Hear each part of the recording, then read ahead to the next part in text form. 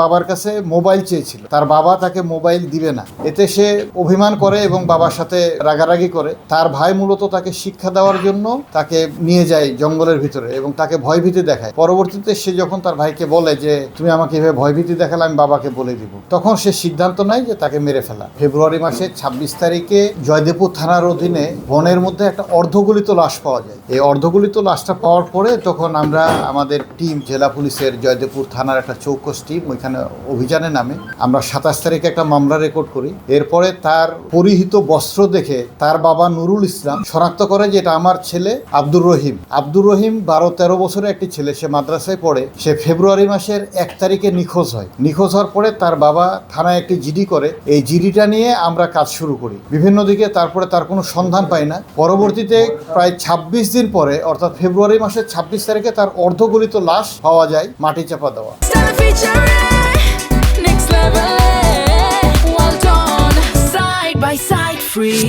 আমাদের চৌকস টিম অভিযানে নামার পরে সন্দেহভাজন হিসেবে তার ভাইকে প্রথমে গ্রেফতার করি। তার ভাইয়ের স্বীকারোক্তিমূলক জবানবন্দিতে আরও দুজনকে আমরা গ্রেফতার করি এবং এই ক্লুলেস মার্ডারের রহস্য উদ্ঘাটিত হয়। তার ভাই বিজ্ঞ আদালতে 164 ধারায় ঘটনার সহিত জড়িত মর্মে স্বীকারোক্তি প্রদান করে। বিষয়টা ছিল যে সে তার বাবার কাছে মোবাইল চেয়েছিল, তার বাবা তাকে মোবাইল দিবে না।